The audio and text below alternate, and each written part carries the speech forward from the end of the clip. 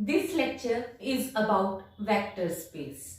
Now, vector space, let f plus multiplication be a given field and V be a non-empty set with two composition. One is internal binary composition on V called addition and other is external composition on V by elements of f called scalar multiplication and is denoted multiplicatively. Then given set of vectors V is called a vector space or linear space over a field f if and only if the following axioms satisfies.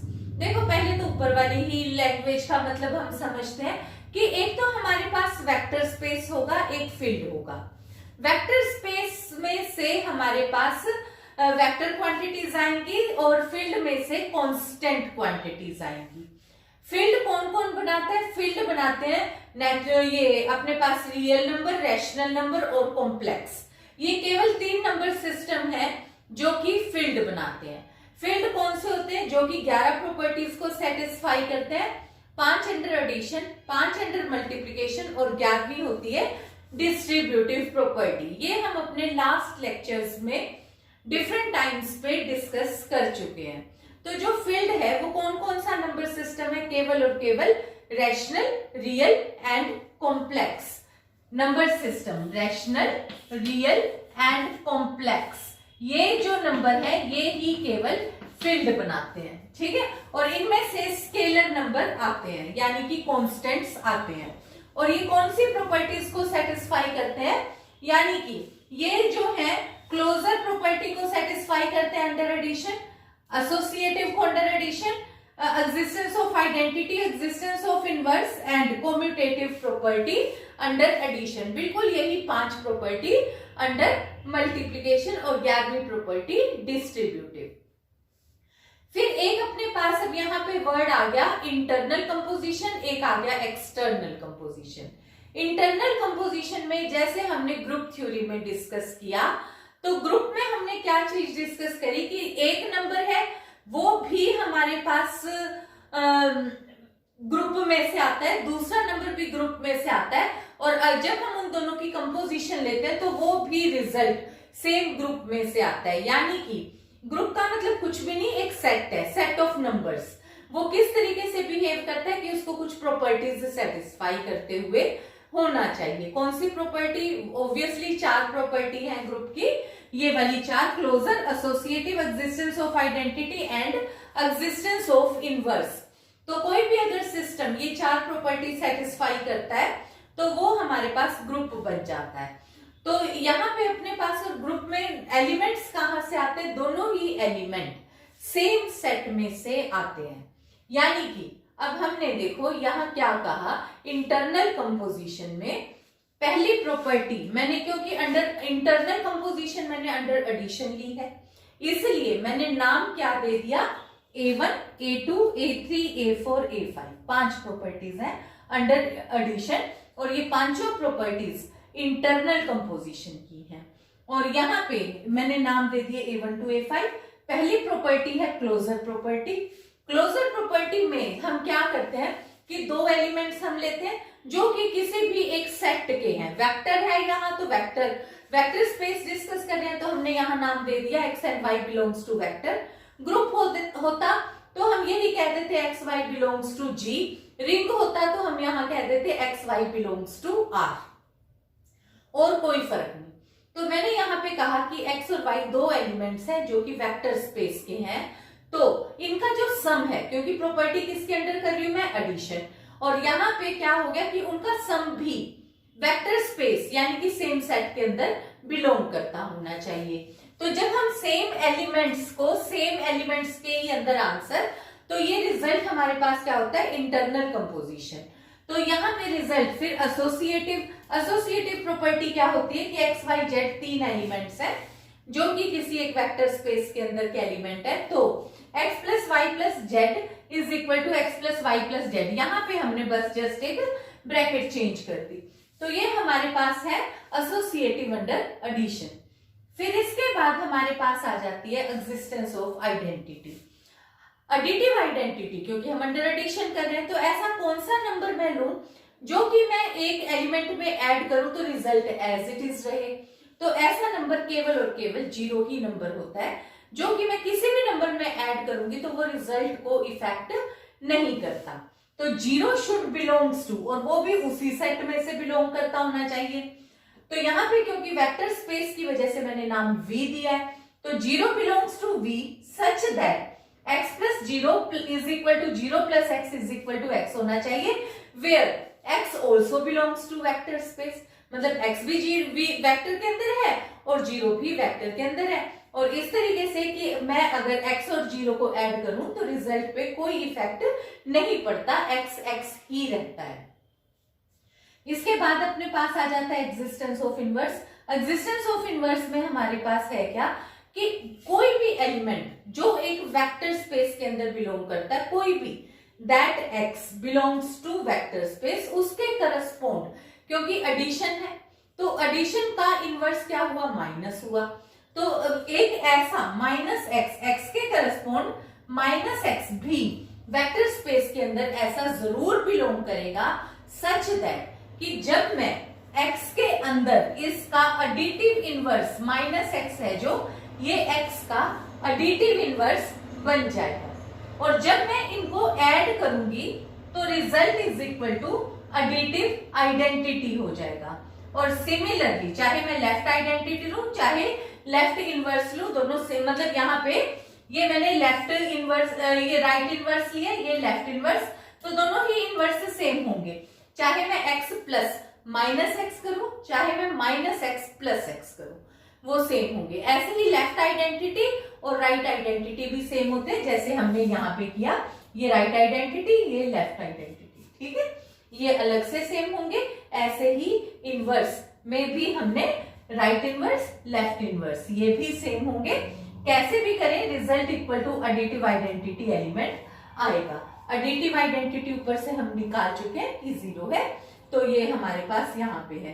फिर commutative, देखो commutative में हमारे पास क्या चीज है कि x और y कोई भी दो एलिमेंट्स हैं जो कि किसी भी वेक्टर स्पेस में बिलोंग करते हैं, तो x plus y should be equal to y plus x.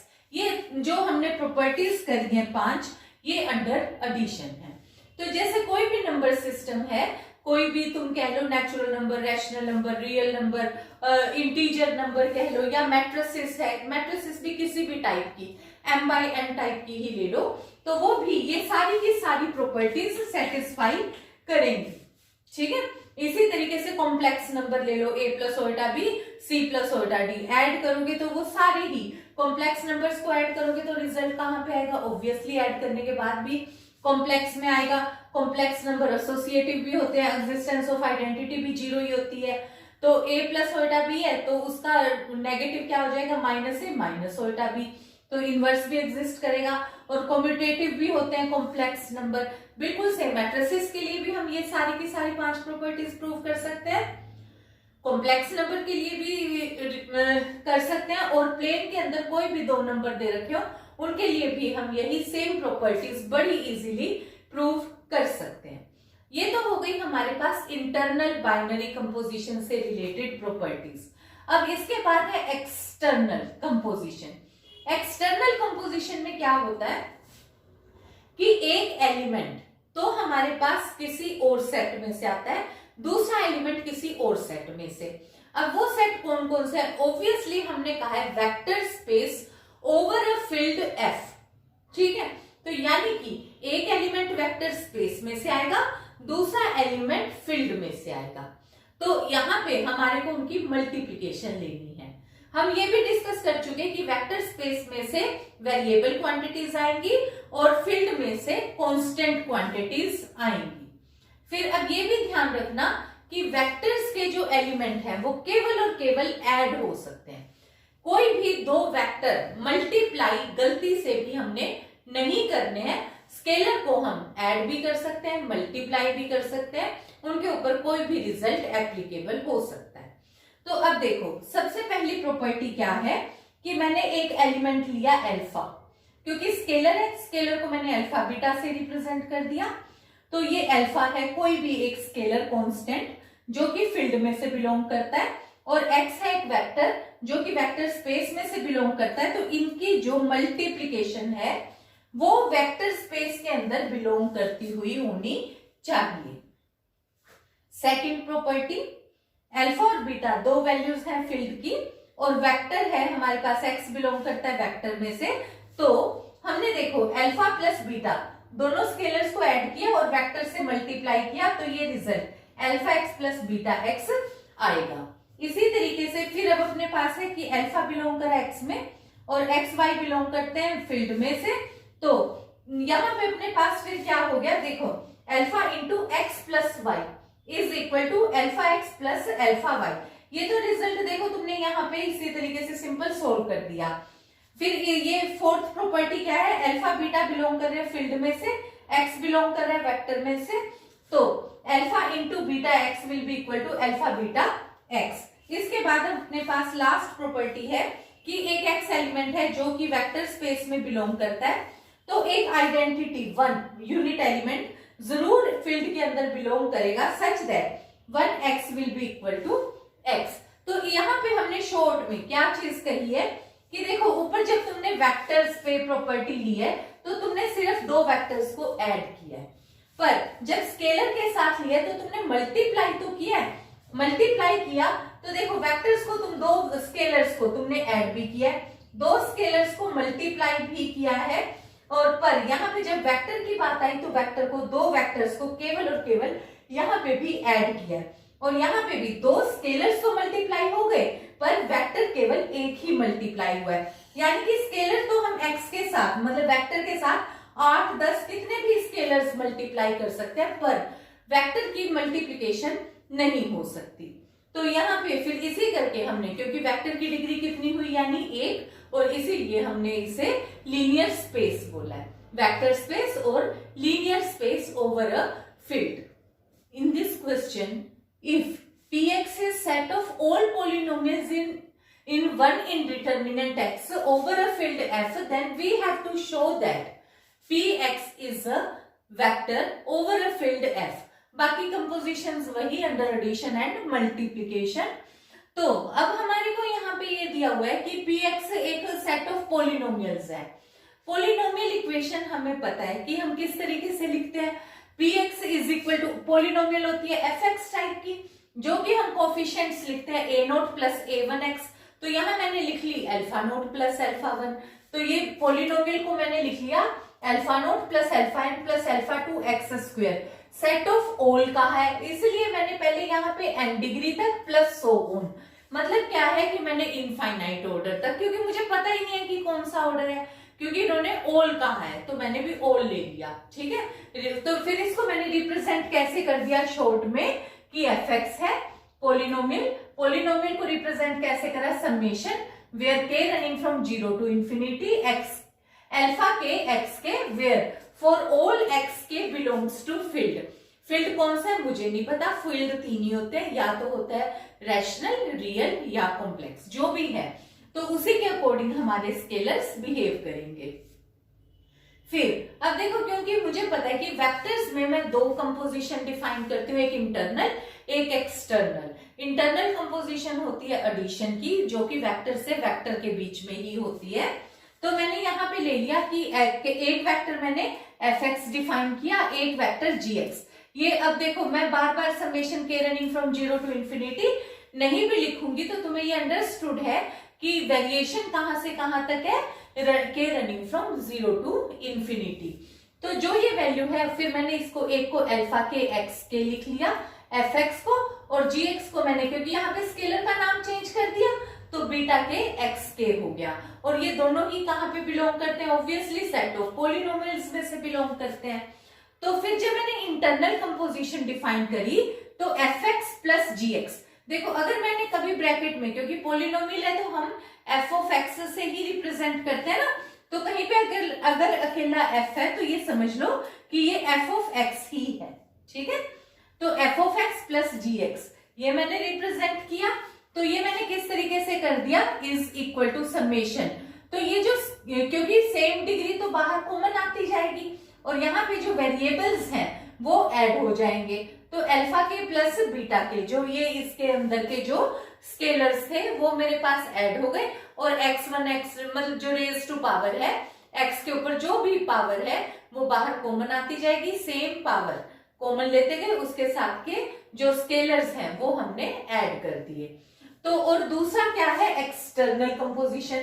ये तो दोनों वैल्यूज p से p में थी और रिजल्ट भी p में ही होगा, पर जो वेक्टर मतलब जो दूसरा एक्सटर्नल कंपोजिशन है उसमें स्केलर जो है वो फील्ड में से आएगा और a इंटू एफ एक्स हम यूज करेंगे, where a belongs to field and f x belongs to p x होगा। और जब हम मल्टीप्लाई करेंगे तो इसको क्या लिख देंगे, a इंटू एल्फा के, क्योंकि स्केलर्स आपस में मल्टीप्लाई होंगे और वेक्टर हमने बाहर x के बाहर लिख दिया। ठीक है, अब इसके बाद अब अपने को यहाँ पे शो करना है कि ये वेक्टर स्पेस है, तो ऑब्वियसली मुझे अब 10 प्रॉपर्टीज वेरीफाई करके दिखानी पड़ेंगी। तो पहले मैं ये 5 प्रॉपर्टीज अंडर एडिशन ले लेती हूँ। तो फर्स्ट प्रॉपर्टी क्या है, A1 क्या थी, closure property, closure under addition.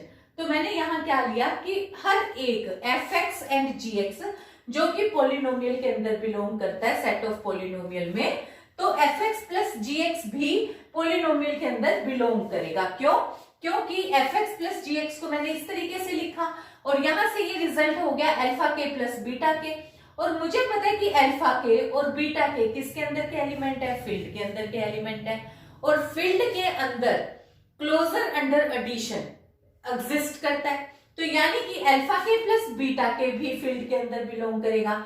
अगर ये फील्ड के अंदर का एलिमेंट है तो यानी कि ये कोई एक नया स्केलर से गैमा के कह दो इसका नया नाम, तो ये गैमा के एक्स के हो गया और ये भी किसके अंदर बिलोंग कर गया, ऑब्वियसली पी एक्स के अंदर बिलोंग कर गया, यानी कि सेट ऑफ पॉलिनोमियल्स के अंदर बिलोंग कर गया। तो इसका मतलब है मेरे पास ये क्लोजर प्रॉपर्टी वेरीफाई हो जाती है। फिर मैं अब आ जाती हूँ एसोसिएटिव के लिए। एसोसिएटिव के लिए मैंने एफ और जी तो यहाँ मेंशन करे ही है, तो एक और मैट्रिक्स में एक और मैं फंक्शन एच एक्स ले लेती हूँ, एच एक्स पोलिनोमियल। वो मैं किस तरीके से ले लूंगी, will be equal to summation के running from 0 to infinity gamma के एक्स के। ठीक है, तो ये मेरे पास हो गया F plus G plus H.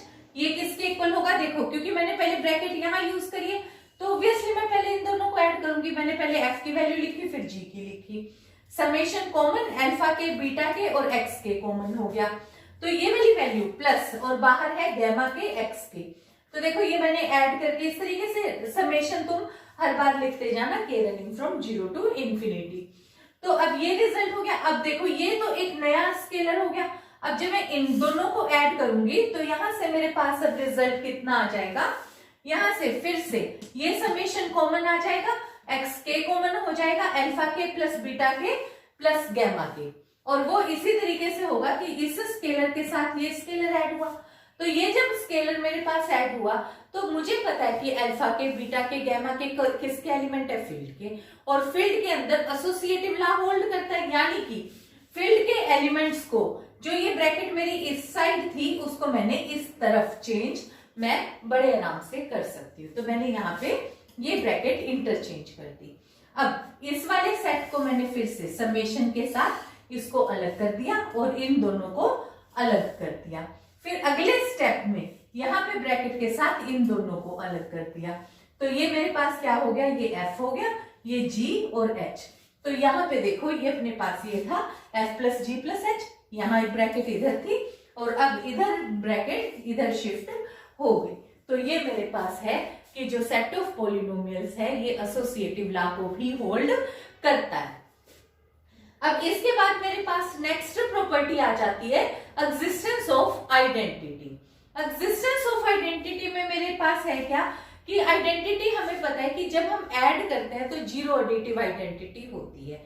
ऐसे ही पॉलिनोमियल्स के केस में अगर मेरे को पता है कि अगर मैं जीरो को लिखना है तो मैं कैसे लिख सकती हूँ, 0 plus 0x plus 0x square and so on. तो मैंने यहाँ पे इसको जीरो पॉलिनोमियल लिख लिया और इसको मैंने इस तरीके से एक्सप्रेस कर दिया। बिल्कुल सेम पैटर्न से समेशन के running from 0 to infinity 0 into x k लिखा और ये भी एक एलिमेंट हो गया पॉलिनोमियल वाले सेट का। तो यहां से अब मेरे पास फिर एफ एक्स प्लस 0x किया, एफ एक्स में तो मेरे पास अल्फा के आ गया, अल्फा के और फिर साथ एक्स के, और इसके साथ मैंने 0 ऐड कर दिया, 0 ऐड किया। तो ये क्योंकि 0 का तो मतलब ही, क्योंकि अल्फा और 0 किसके एलिमेंट है, ऑब्वियसली फील्ड के, और 0 फील्ड की भी एडिटिव आइडेंटिटी है, तो ये क्या हो गया, अल्फा के हो गया।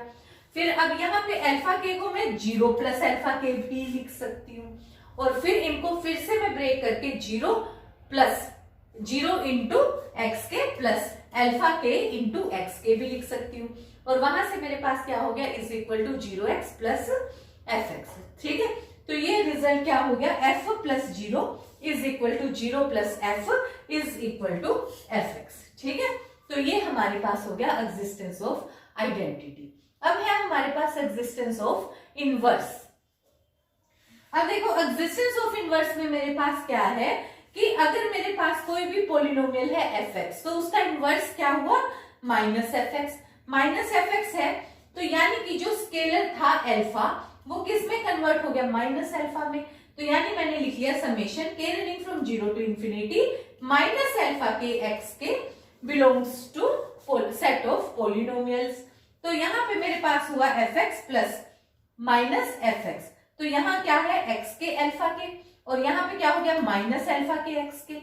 फिर ये समेशन मैंने कॉमन ले लिया, एक्स के मैंने कॉमन ले लिया, तो रिजल्ट क्या आ गया, अल्फा के माइनस अल्फा के आ गया। और मुझे फिर से पता है कि माइनस अल्फा के तो क्योंकि फील्ड में बिलोंग करता ही है, क्योंकि अल्फा के भी फील्ड में है तो माइनस अल्फा के भी फील्ड में होगा, और अल्फा माइनस अल्फा, ये अल्फा के माइनस अल्फा के क्या रिजल्ट क्या आएगा, विल बी इक्वल टू 0 आएगा। तो यहाँ पे ये रिजल्ट अपने पास हो गया विल बी इक्वल टू 0, और 0 इंटू एक्स के क्या हो गया, will be equal to 0 polynomial. ऐसे ही अगर मैं इसको minus f x plus f x ले लेती हूँ तो बिल्कुल सेम पैटर्न से ये भी मेरे पास रिजल्ट इज इक्वल टू 0 आ जाएगा। तो अब मेरे पास लास्ट रह गई कॉम्यूटेटिव। अब देखो जो ये कॉम्यूटेटिव प्रॉपर्टी है, तो ये रिजल्ट में summation alpha k x k plus summation beta k x के, समेशन कॉमन ले लिया, एक्स के कॉमन ले लिया, तो अल्फा के प्लस बीटा के हो गया। अब मुझे पता है अल्फा के और बीटा के किसके एलिमेंट है, फील्ड के। फील्ड क्योंकि कॉम्यूटेटिव है तो इस वजह से मैं इसको अल्फा के प्लस बीटा के को लिख सकती हूँ बीटा के प्लस अल्फा के, और ये रिजल्ट मेरे पास फिर अलग अलग से दोबारा से ब्रेक कर दिया, summation beta k x k plus summation alpha k x k, और ये रिजल्ट हो गया is equal to g plus f. तो यहां से मेरे पास जो अंडर एडिशन की पांचों की पांच properties A1 to A5 properties satisfy हो गई। Now these are properties under external composition, that is M1, M2, M3, M4, M5।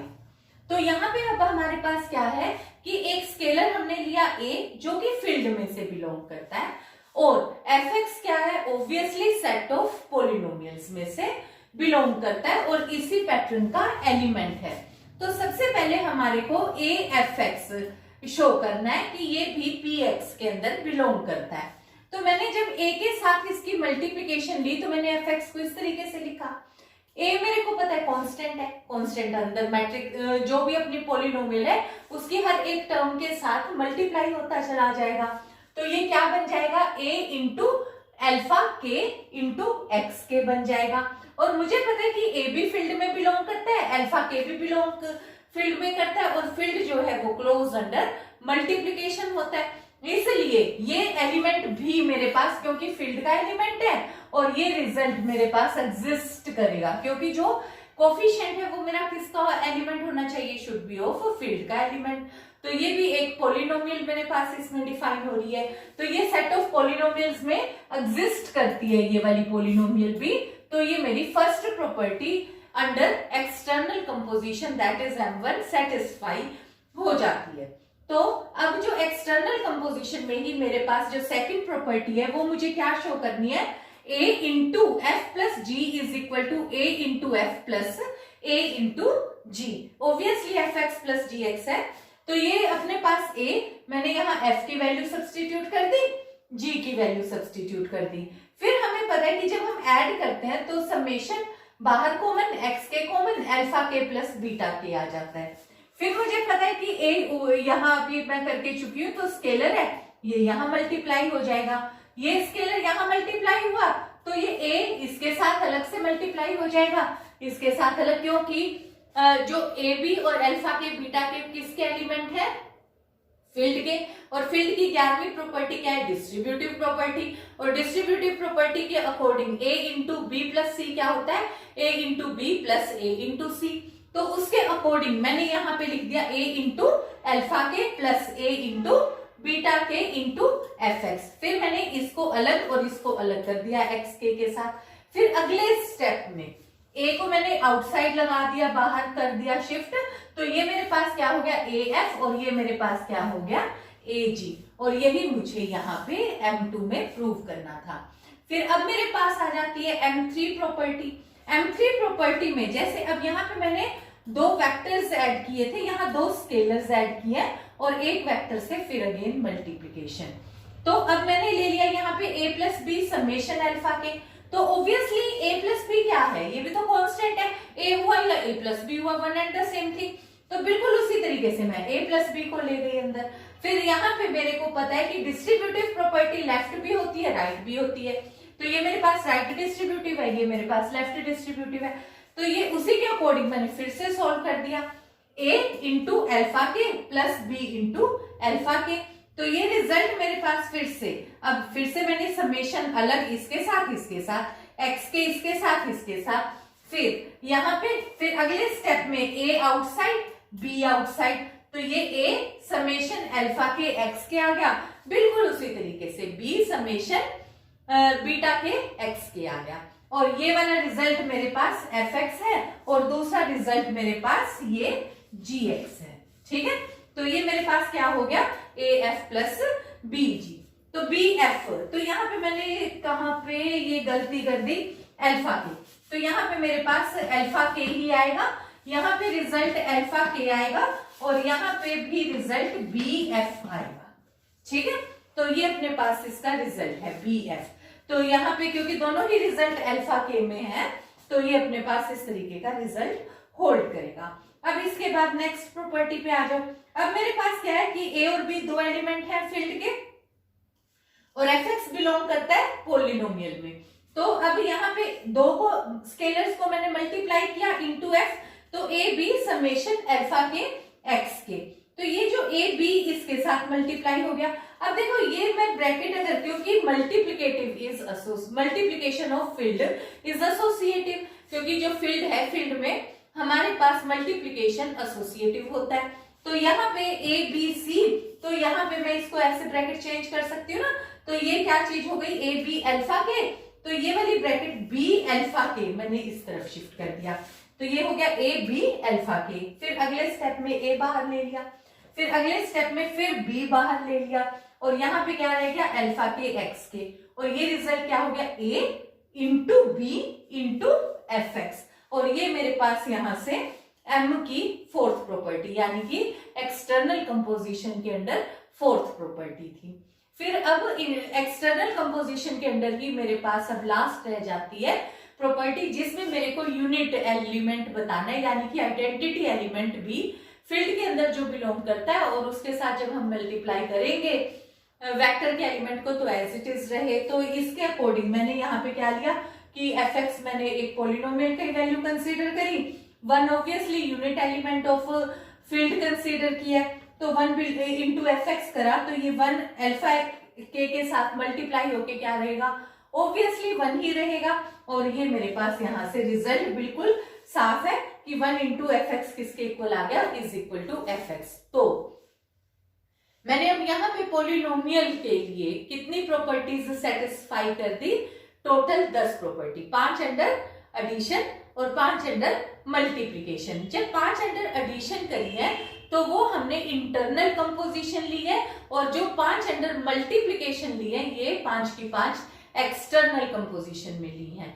External composition में हमने स्केलर्स के साथ ज्यादातर सब में ही मल्टीप्लिकेशन की प्रॉपर्टी यूज करी है। देखो फंक्शन के मतलब जो भी वेक्टर था उसके साथ मल्टीप्लाई हुआ है, तो ये अपन इस तरीके से मल्टीप्लीकेशन हुआ है विद स्केलर और एडिशन हुआ है वेक्टर। तो ये अपने पास 10 प्रॉपर्टीज सेटिस्फाई हो जाती है, इंटरनल कंपोजिशन, एक्सटर्नल कंपोजिशन। तो इस तरीके के पैटर्न के कोई भी क्वेश्चन हो, चाहे मैट्रिसेस के लिए हो, तो अल्फा के बीटा के की जगह पे तुम मैट्रिसेस का रिप्रेजेंटेशन ले लोगे, कॉम्प्लेक्स नंबर हुआ तो कॉम्प्लेक्स नंबर का रिप्रेजेंटेशन ले लोगे, सेट थ्योरी का हुआ वैसा नंबर ले लोगे, तो बहुत इजीली बाकी क्वेश्चंस तुम सोल्व कर सकते हो। In this question let v is equal to 0 to infinity and let x y be two numbers belongs to vector space and alpha belongs to real number defined as, अब जो composition define करी है vectors की x plus Y, वो किस तरीके से define करिए, वो करिए x इंटू वाई, और यहाँ पे एंड अल्फा x, मतलब ये तो हो गई इंटरनल कंपोजिशन, और external composition alpha x, where alpha belong कर रहा है रियल नंबर में से और एक्स बिलोंग कर रहा है वेक्टर स्पेस में से, तो alpha x is equal to x raise to power alpha. तो मुझे अब ये प्रूव करना है कि ये वेक्टर स्पेस है over a field of real numbers. तो ये चीज प्रूव करने के लिए ऑब्वियसली मुझे ये A1 टू A5 और M1 टू M5 ये 10 कंडीशंस वेरीफाई करनी होगी। अगर मैं ये 10 कंडीशंस इस रिजल्ट के ऊपर वेरीफाई कर देती हूँ तो मेरे पास ये वेक्टर स्पेस बन जाएगा, अदरवाइज नहीं। तो मैं पहले फर्स्ट प्रॉपर्टी से स्टार्ट करती हूँ, जहां मैंने इन दो रिजल्ट्स को डिफाइन कर लिया। मुझे पता है कि अब कहां से अल्फा कहां से आएगा और एक्स वाई कहां से आएगा। फर्स्ट रिजल्ट मेरा क्लोजर प्रॉपर्टी। अब देखो क्लोजर प्रॉपर्टी में जो दो नंबर्स हैं एक्स और वाई, वो कहां से बिलोंग करते हैं, 0 से इंफिनिटी। इसका मतलब हो गया पॉजिटिव रियल एक तरीके से। तो जो भी दो पॉजिटिव रियल्स हैं एक्स, तो और अगर मैंने फिर, क्योंकि जब मैंने कंपोजिशन लगाई तो रिजल्ट में क्या होगा, मुझे अब ये शो करना है कि एक्स प्लस वाई भी 0 से इंफिनिटी के बीच में लाई करता है। पर जब मैंने इनके ऊपर रिजल्ट चेक करा तो जो दो नंबर्स की मैं प्रोडक्ट लेती हूँ जो पॉजिटिव रियल है, अगर दो पॉजिटिव रियल्स की मैं मल्टीप्लीकेशन लेती हूँ तो कौन सा आंसर आएगा, वो भी आंसर 0 टू इंफिनिटी के बीच में आएगा। तो इसका मतलब है कि जो x प्लस वाई का रिजल्ट मेरे पास क्या आता है, x इंटू वाई, और वो भी किसके अंदर बिलोंग करता है, 0 to infinity, means x plus y belongs to 0 to infinity. तो ये मेरी क्लोजर प्रॉपर्टी सेटिस्फाई हो जाती है। फिर इसके बाद अब हम आ गए एसोसिएटिव पे।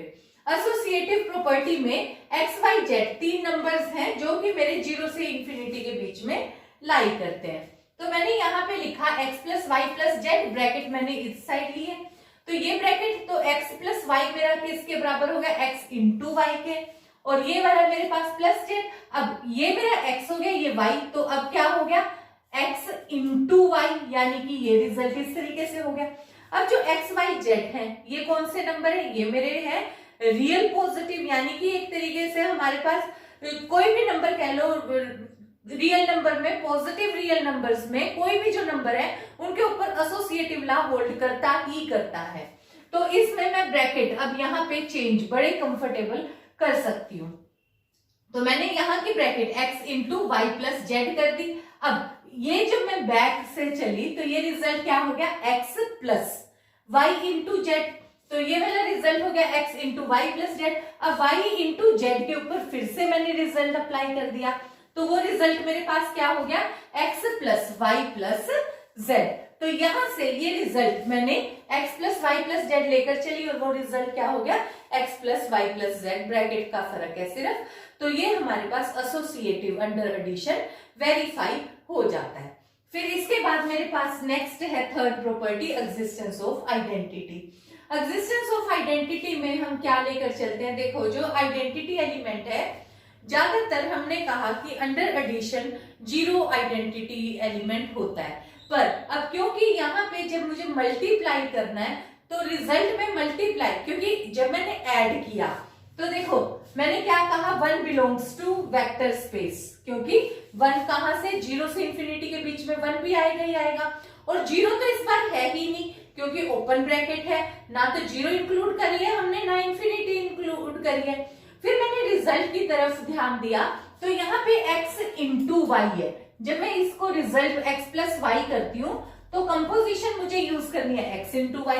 मतलब क्या है कि x के साथ y की कौन सी कंपोजिशन लू कि result x as it is आए, यानी कि x इंटू 1 लूंगी तो मेरे पास इज इक्वल टू x आएगा।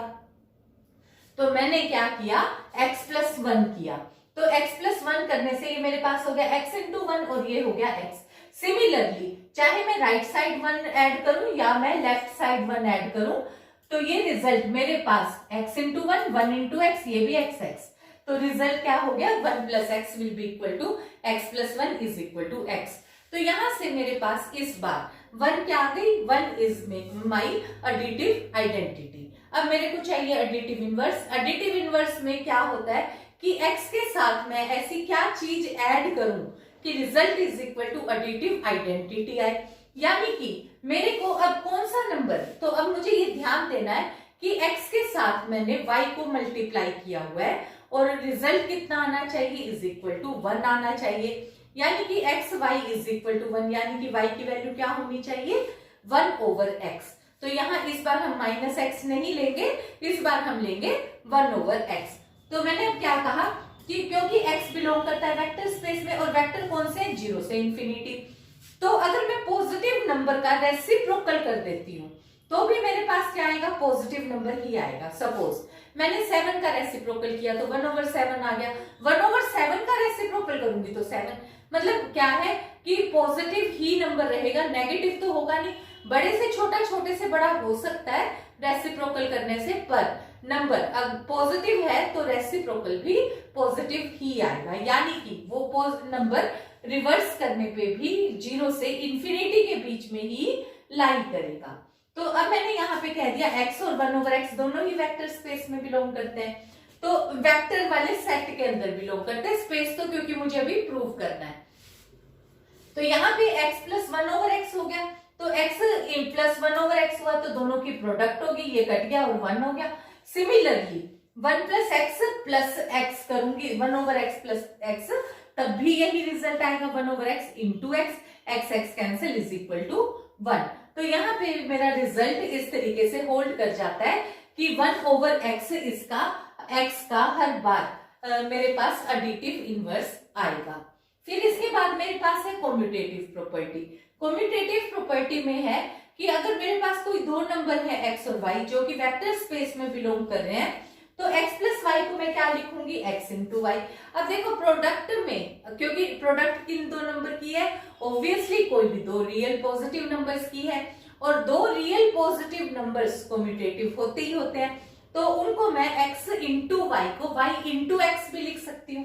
तो मैंने x इंटू वाई को y इंटू एक्स लिख दिया, और ये रिजल्ट मेरे पास y इंटू एक्स क्या हो गया, फिर से y प्लस एक्स, यानी कि ये रिजल्ट मेरा कम्यूटेटिव भी है। यानी कि इंटरनल कंपोजिशन की मेरे पास जो 5 प्रॉपर्टी थी A1 to A5, ये मेरी पांचों इस सिस्टम पे वेरीफाई हो गई। अब मैं करती हूँ अंडर मल्टीप्लीकेशन वाली जो एक्सटर्नल कंपोजिशन है। तो मेरे पास फर्स्ट कंपोजिशन में क्या चीज आ जाता है कि अल्फा मुझे कहां से लेना है, रियल नंबर से लेना है, एक्स बिलोंग करता है वेक्टर स्पेस में, तो अल्फा एक्स की वैल्यू क्या है, x raise to power alpha है, और मुझे पता है कि जो भी ये नंबर है, मतलब सपोज एक्स की वैल्यू मेरे पास 1 ओवर 2 है और अल्फा की वैल्यू अगर मैं कह दूं 7 है, तो 1 ओवर 2 रेज टू पावर 7, ये भी कहां पे बिलोंग करेगा, बिलोंग करेगा 0 टू इंफिनिटी। सपोज मैं x की वैल्यू ले लेती हूँ 100 और अल्फा की वैल्यू ले लेती हूँ 1 ओवर 100, तो चाहे जैसे मर्जी भी नंबर मैं ले लूं, नंबर क्या होगा, पावर लेने से कोई भी रिजल्ट नेगेटिव नहीं आएगा, चाहे मैं इसकी नेगेटिव पावर ले लूं, यानी कि मैंने अल्फा को कौन सा कंसीडर किया हुआ है यहाँ पे, -100, -100 की वजह से क्या हो गया 1 ओवर, ठीक है, तो फर्क कुछ भी नहीं पड़ेगा, तो कोई भी नंबर पे कोई फर्क नहीं पड़ना। तो यहाँ पे रिजल्ट क्या होगा, हर बार किसके बीच में आएगा, 0 टू इंफिनिटी के बीच में ही नंबर आएगा। अल्फा की वैल्यू मतलब रेज टू पावर चाहे पॉजिटिव हो, रेज टू पावर चाहे नेगेटिव हो, इवन रेज टू पावर चाहे 0 हो, तो मेरे पास हर बार वैल्यू क्या चीज आएगी, result is equal to 0 to infinity के बीच में लाई करेगा। तो ये जो मेरी फर्स्ट प्रॉपर्टी है उसके अकॉर्डिंग ये वाली वैल्यू मेरे पास वेक्टर स्पेस में बिलोंग करती है। अब मैंने फिर सेकंड प्रॉपर्टी ली, अल्फा बीटा फिर से मेरे पास फील्ड के एलिमेंट हो गए, फील्ड मेरा है रियल नंबर सिस्टम।